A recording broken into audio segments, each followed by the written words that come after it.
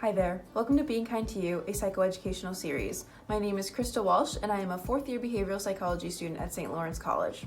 I developed this project as my final thesis as an educational tool aimed to support teens, parents, and teachers due to the increase in body image and eating related challenges faced by teens since the onset of COVID-19 in the Kingston community. A quick disclaimer before we get to this video's main topic. This series is solely for educational purposes. This series is not a therapeutic nor a treatment program, and it only provides a general education on the topic. If you need any support, please reach out to a trusted adult or a professional in your community. Thank you, and let's get to today's video. Hi, I'm Sherry Lachine, a mental health professional focusing on psychoeducation and supporting this great initiative to help us help our youth around supporting healthy eating habits. So let's talk about some of the tools and techniques that we can use to help our youth in these moments. This video, we're going to cover a number of topics. One is we're going to talk about mealtime, that structure of mealtime. We're going to talk about encouraging healthy eating habits. What does that look like? We're going to talk about our relationship with food, specifically around our language and labels.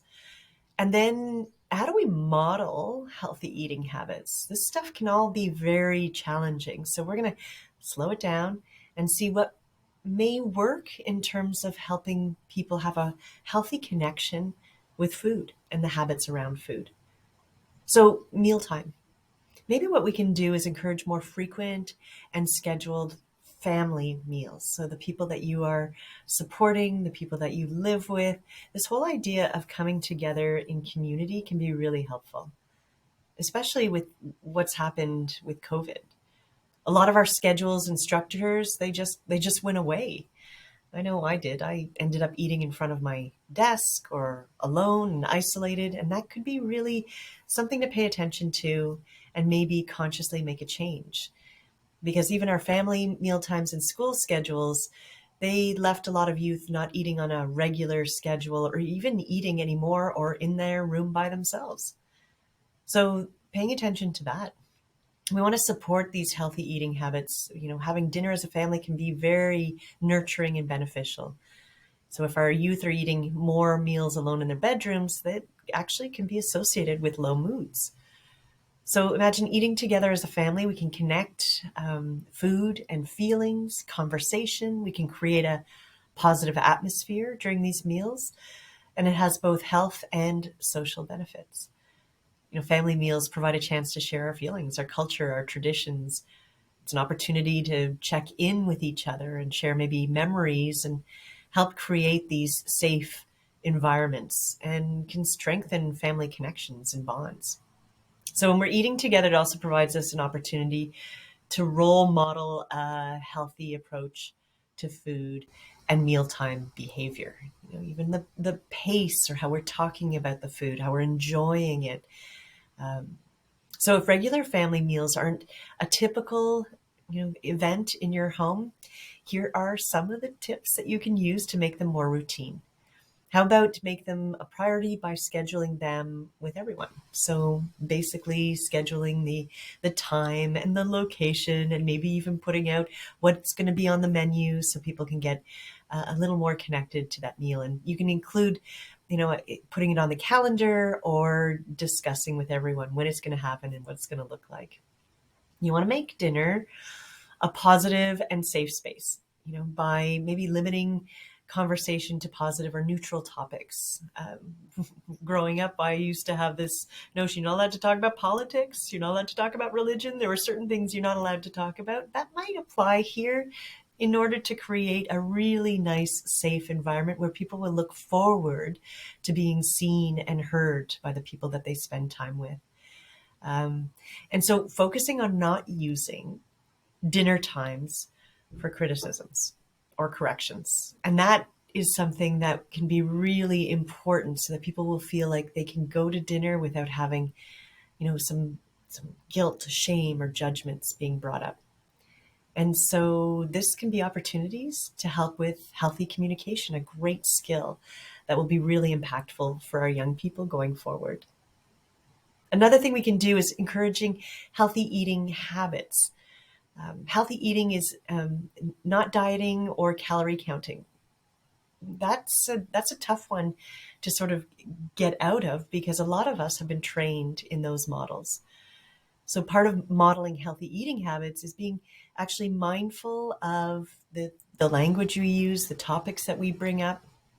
And so one way to set a positive example of healthy and balanced relationship with food is to avoid talking and behaving as if you're constantly on a diet.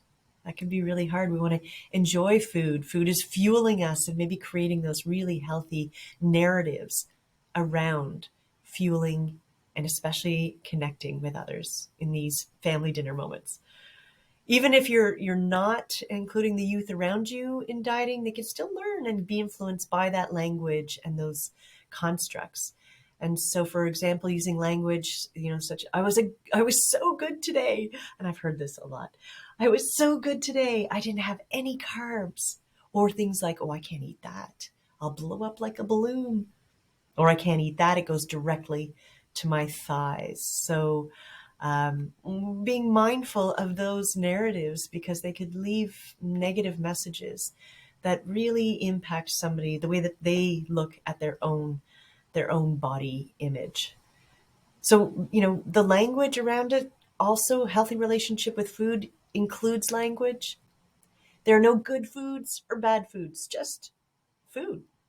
Labeling food as good or bad, it can unintentionally assign emotions or morality to our food choices, which can then lead to unhealthy eating habits.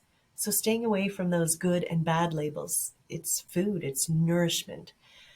And so when we label food as good or bad, we're assigning that morality to it as well. And that can lead to an emotional kick up and those feelings being mixed into our food of choice. If you eat food that's labeled good, you may believe that you made a good choice or you're a good person, or you feel the pride, the excitement, and that you are so good for doing so. If you eat a food that's labeled as bad, you may believe that you made an incorrect or poor decision. You might feel that frustration and guilt. And maybe even it might go deeper, that you might feel like you're a bad person for eating that. So these labels, they go a little bit deeper. And so what we can also do is model healthy eating habits. Best way to encourage healthy eating habits is to have them yourself. And so starting with you, our youth will follow the lead of adults that they see every day, and they'll learn eating habits through them. So modeling those really good eating habits and behaviors and choices and the words that we use around food. We all have a relationship, a type of relationship with food. And these relationships, typically they're developed very early on in childhood, and they're influenced by our experiences, our family, the cultural messages that come throughout our lives.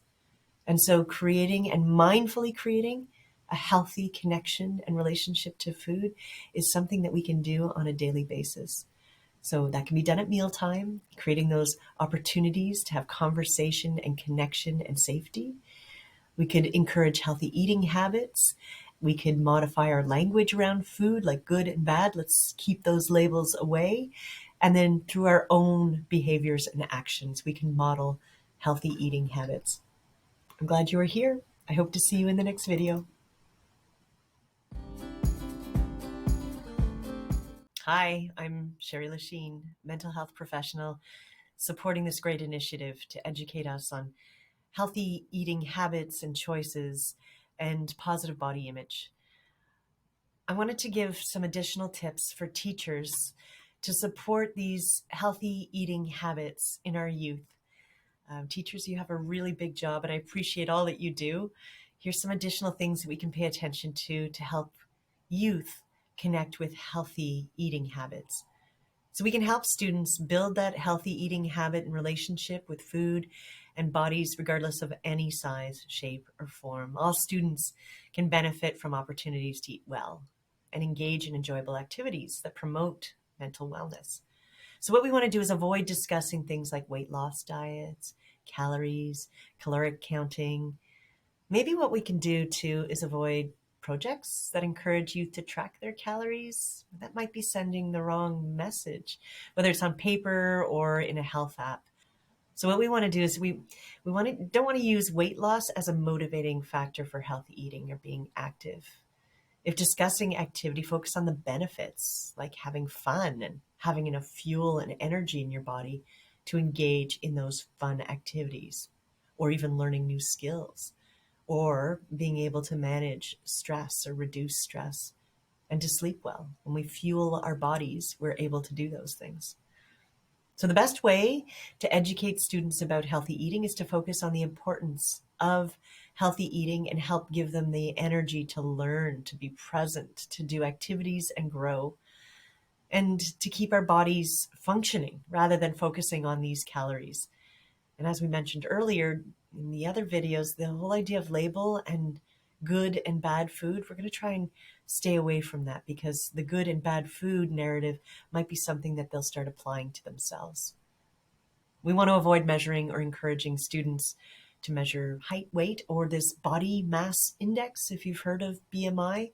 These measures don't necessarily accurately reflect the health and well-being of the child or the youth, though these measurements are impacted by a variety of factors, not just lifestyle.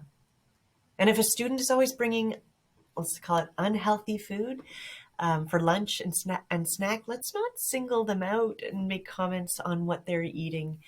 I know that that's happened to me in the past, and it still stays with me when someone has judged the food choices that I may or may not have made in terms of bringing that snack or that lunch to school. That leaves an impact. So we're paying attention to our language. We're paying attention to the way that we talk about, we create activities around helping individuals connect with healthy eating habits. Thank you for all you do. I hope to see you in the next video.